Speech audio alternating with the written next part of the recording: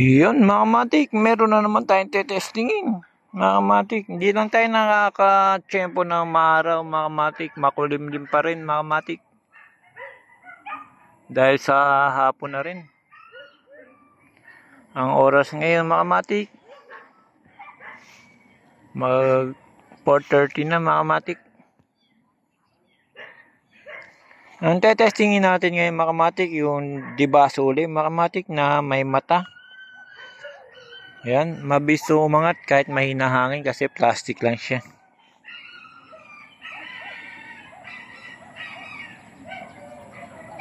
Yan ang susubukan natin. Kung napapansin nyo, parang maraming aso, mga matik, kasi lapit ko lang dito sa dog impounding area, mga matik.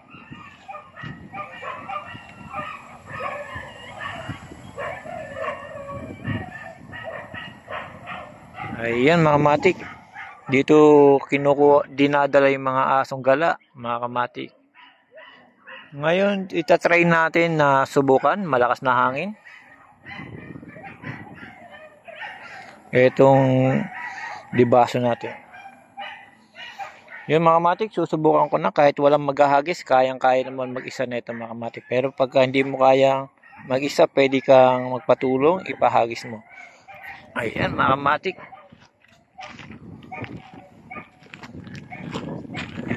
Yun, larga. Hila, mga kamatik. Napakaganda ng ating dibaso.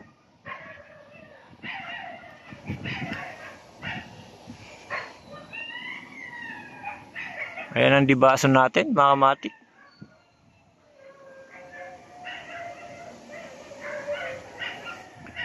Ayan. Mabilis lang siyang paliparin, mga kamatik, pagka kahit ganito kahina hangin. Larga, hila. Larga, hila, mga kamatik.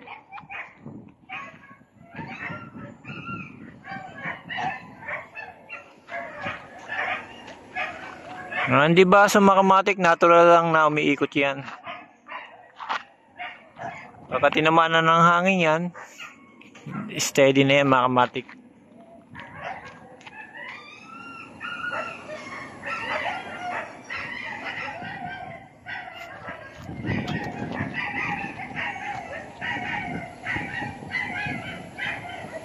Ayun, mga kamatik, ang ganda.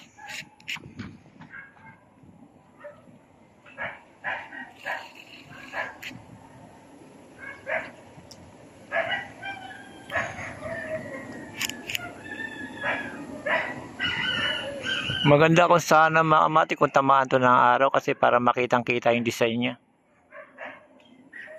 Kasi medyo maitim yung kaulapan kaya di natin maklaro yung kanyang design pagka mataas na.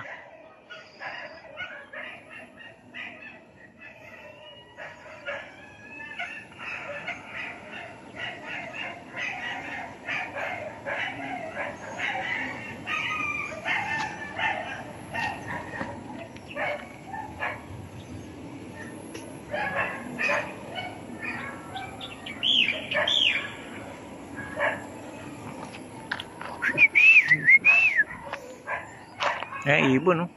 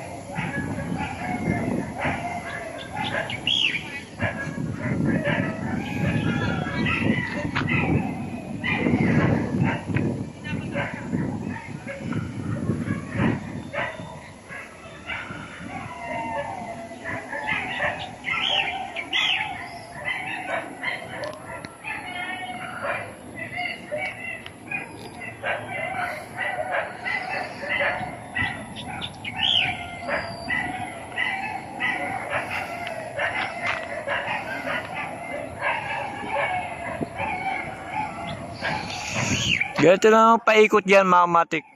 Ihilahin mo yung tali niya. Tapos paikutin. Ganyan lang. Ayan. Pwede mo paikutin. Ganyan. Larga. Paikutin. Larga. Paikutin. Paturukin. Tas angat. Ayan. Ganun lang maglaro ng saringgol. Mga matik. Napakasarap.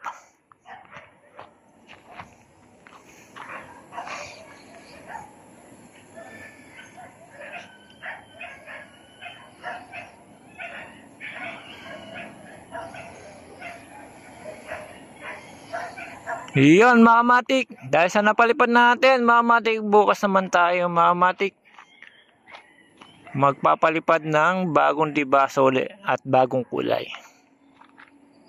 Dahil ang oras na mga matik, alas 5 na. Magsasayang pa si Duka Matik at magluluto pa.